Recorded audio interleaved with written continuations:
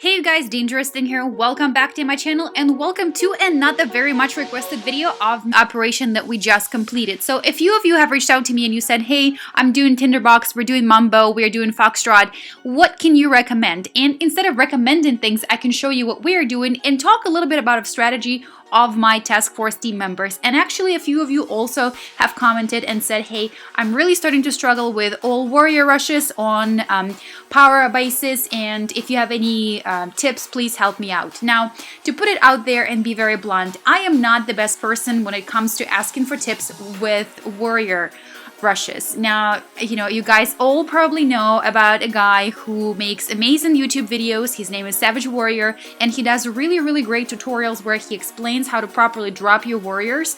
But what I'm going to do is show you some of the attacks of the task force members of DangerousThing and what they did during our most recent Foxtrot completed operation and how they used their warriors. So I'm going to show actually a few things here. This is kind of going to be a little bit all over the place, but believe me, there's a method to my madness. So I'm going to show you a few attacks. Some of them will feature all warriors. Actually, a few of them will feature all warriors, and some of them will feature all Zukas and Rifleman, and I hope you are really going to enjoy it.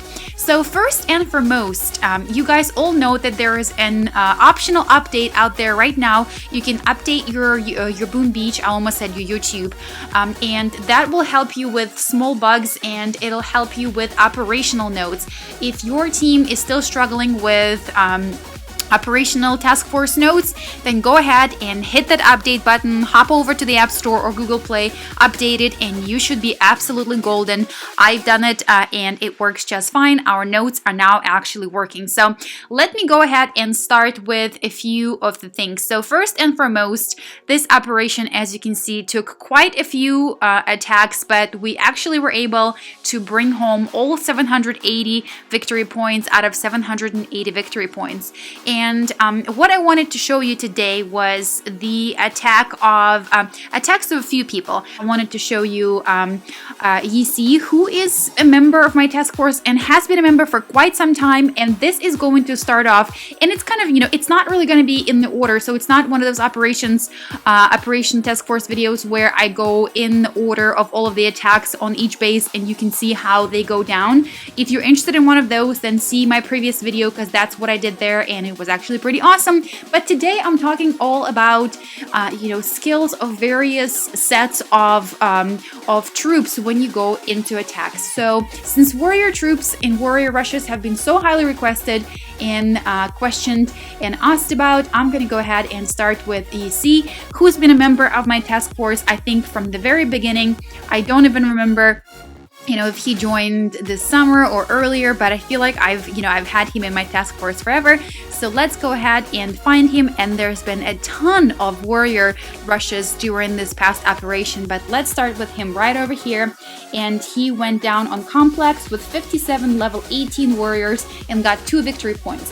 Now, one of the things that I always talk about is when you do a warrior rush, you shouldn't go in with illusions of saying, I'm gonna bring like 25 VPs from this attack, because the truth is you go in with all warriors to take out a few strategical pieces of defense buildings, right? In this case, obviously he deployed to take out this rocket launcher right here and probably was going for the second rocket launcher, but warriors start going all over the place as soon as they're done. So it's really important to be able to control them. I am terrible at controlling my warriors, and therefore I sort of really I stick with warrior rushes when I do NPC attacks because I feel like it's much less nerve-wracking and I'm not going to let down the entire team if I do that. So that was Yisi who did a warrior rush. Q, I believe, also did warrior rush in this attack. He did. So let's take a look at what he did. He also brought home 2 victory points, and like I said, go in with realistic expectations. Don't expect that you're gonna get 15 VPs on that attack. You're going there with one mission and one mission only to help your team to clear out a few of the defense buildings that will be instrumental in getting rid of for next attack of the next TF member. So look at that. He smoked his troops to this rocket launcher. Once he was done with it, he rerouted them to the second rocket launcher, but unfortunately didn't have enough GBE to keep shocking these flamethrowers, so all of his troops got fried. So once again, just talk to your team and figure out which one of those defense buildings is most important. And now the notes are back. You can just go ahead and look at the notes and figure out which direction you're going in and whatnot. So also let's look at a Mega Death and a Mega Life, who've done all warrior rushes as well. And let's go ahead and fast forward. So Complex had a ton of rocket launchers. So the mission here was to clear out a bunch of rocket launchers. He basically drops his warriors, smokes them, and continues to smoke screen them to this cluster of rocket launchers right here. And as he goes down, he drops critters and shocks, and then his warriors take out a few of the rocket launchers, which was really, really great, but not enough, because as you can see, there are still a ton of rocket launchers remaining. So then we have a Mega Life descending and bringing 2 victory points as well, also going on Complex. This is little Complex Saga here. Let's go ahead and watch the landing, smoking the warriors as a Mega Life lands, and then smoke screening all the way to the corner to take out the remaining rocket launchers. And actually, warriors start, kind of disassembling a little bit, and at the end, it wasn't enough to get the last rocket launcher. So basically, just understand that it's totally fine if you're going in and you're only destroying 2 defense buildings. Absolutely fine. Your task force should be understanding and willing to sacrifice that one attack to take out the piece of defense buildings that is the most trivial for that base. So the next attack that I wanted to show you guys is featuring all Zukas, and it is by Mad Hunter. I mean, using Zukas is awesome because they pack so much punch power, and I always talk about it.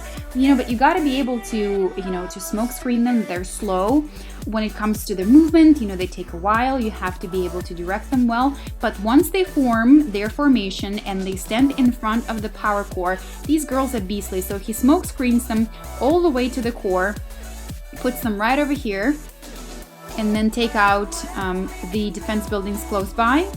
Now they are totally outside of the range of everything else, and surely, even though there is shield on the power core, it is totally fine because they're gonna bring it down. It's just gonna take them a little bit of time, so I'm gonna probably fast forward this once I record, but let's take a look at how they bring this down.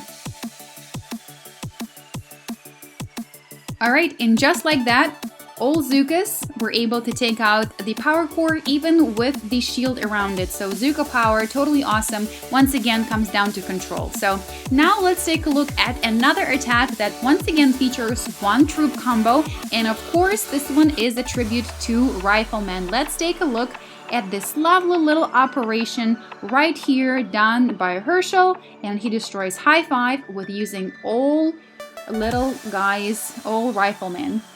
He flares them to the right, to the left of the core, and there are a few of the defense buildings left, but it is totally fine. Look at that. He probably could have taken that out with GBE, but I just love watching these little guys form their formation and take out the power core because, of course, Riflemen were the first troop that we were introduced to when we started our Boom Beach account. So a little bit of a tribute to Little Rifleman. So for the rest of this, you guys, I am not going to go through all of the attacks. As you can see, there were quite a few, and majority of them were, of course, the infamous Kuka combo. We had a few of tanks and Zukas and heavies.